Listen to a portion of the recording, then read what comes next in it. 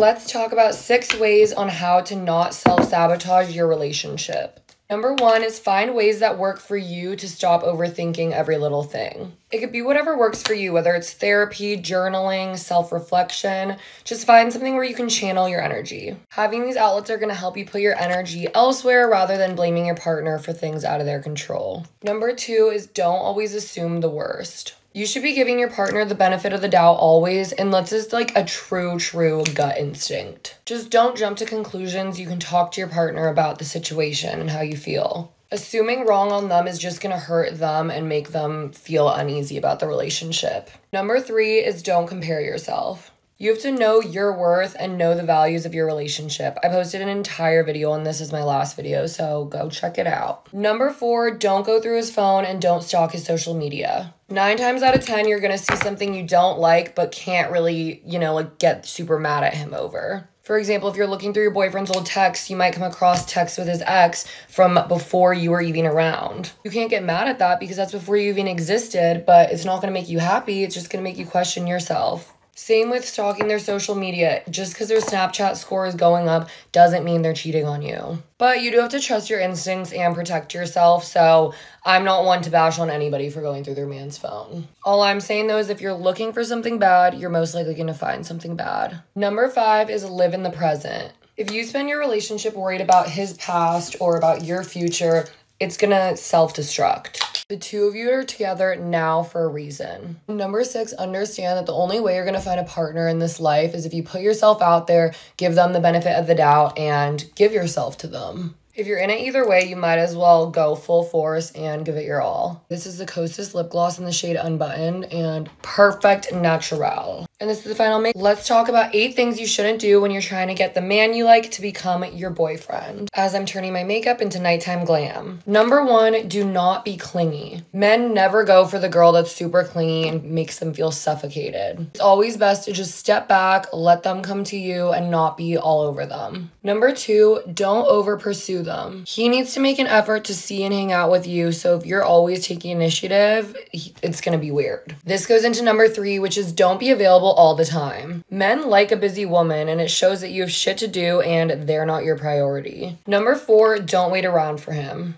By the way, this Anastasia brow freeze, best shit ever. If he's showing signs that he doesn't want to commit, let him not commit. You can find another man that's even better elsewhere. You're not just gonna wait around for him to want you as much as you want him. Number 5, don't tell him that you love him. I love yous are meant for when you're in a relationship, and also it's just gonna scare him if you say that, even if he's already said it. Number 6, don't be controlling. You guys are not in a committed relationship yet. It is not your place at all to be dictating where he goes and with who. This is a time where you can be figuring out if you like his behavior or not. Number 7, don't use up your conversation complaining about random shit.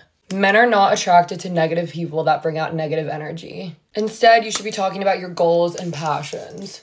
And number 8, don't be posting them on social media. You guys, again, are not in a relationship yet, and it's gonna just spook them and be kind of weird if you are posting them all over your social media. And this is the nighttime makeup. Let me know is it a red flag if your man doesn't post you on Instagram or social media? The way I look at it is if he has a social media, he should be posting you. Social media is a little bit interesting when it comes to men because men take social media differently as women. The average man doesn't use or post on social media as much as women. Because of that, a lot of girls end up finding themselves having to ask their boyfriend to post them. Here's the thing, a woman just wants to feel like their boyfriend wants to show them off.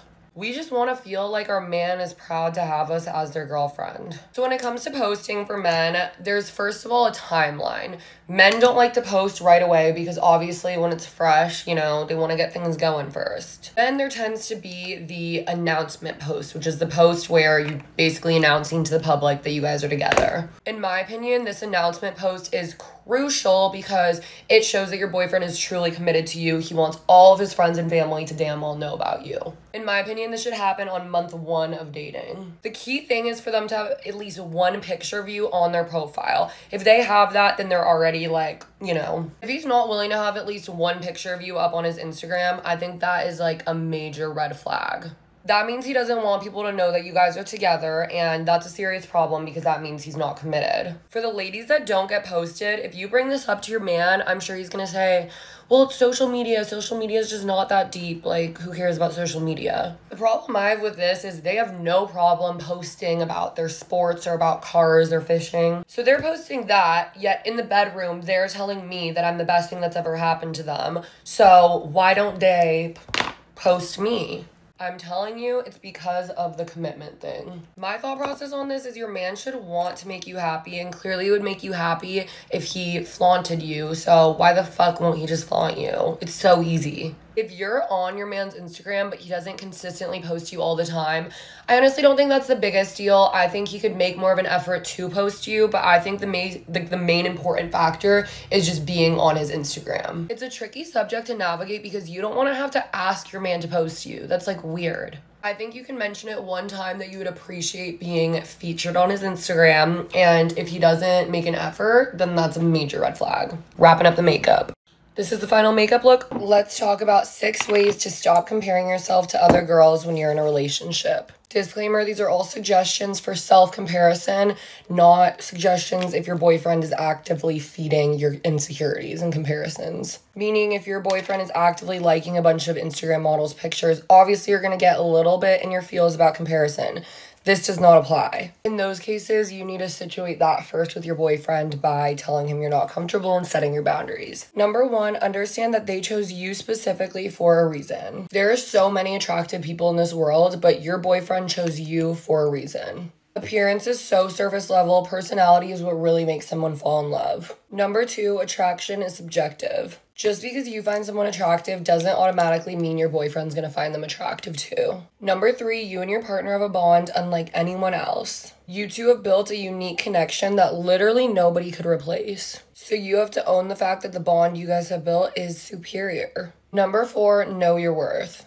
Actively work on yourself and do things to boost your confidence, whether that's going to the gym a bunch, working on your career, whatever it is, make it happen. You want to get it in your head that you are that bitch. The more confident you feel within yourself, the less you're going to be worried about other people. Number 5, limit your time on social media. Anybody who spends enough time on the wrong side of social media is going to get insecure.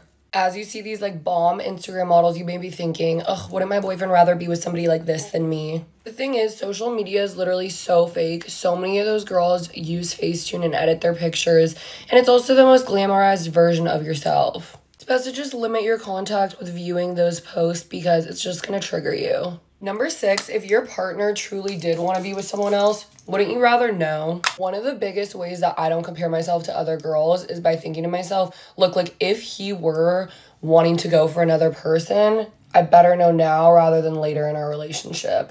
So I don't take any preventative measures with him. I don't tell him he can't go to the bars. I don't tell him shit. He can make his own decisions for himself, and I'll see what kind of boyfriend he is. I've learned that it's so draining spending time trying to prevent something that's not even in your hands. So I just let it be, and whatever happens, happens. Just know you are absolutely amazing, and anybody would be so lucky to be with you. And this is the final makeup look. Let's talk about what to do the next time he treats you like shit.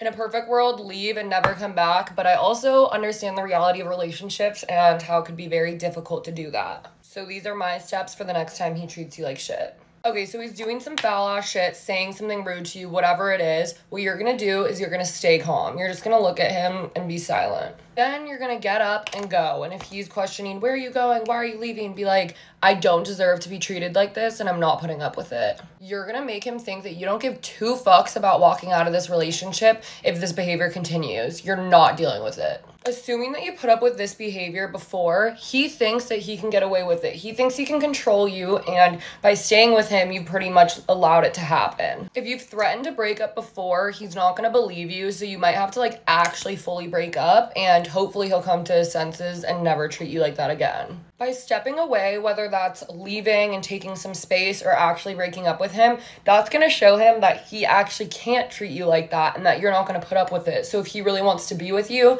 he has to get his shit together. And if it's hard for you to grow a voice in your relationship, here is my motivation to you. Think about how fast time has been going by, especially since COVID.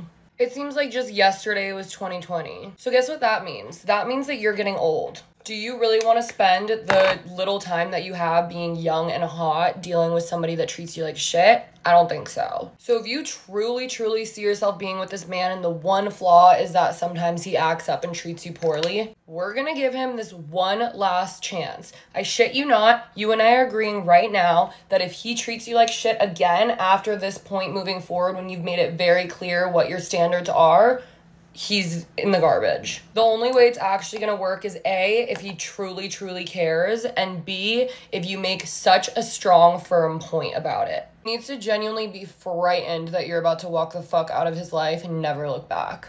And if it's truly meant to be and he cares enough, he will change. If not,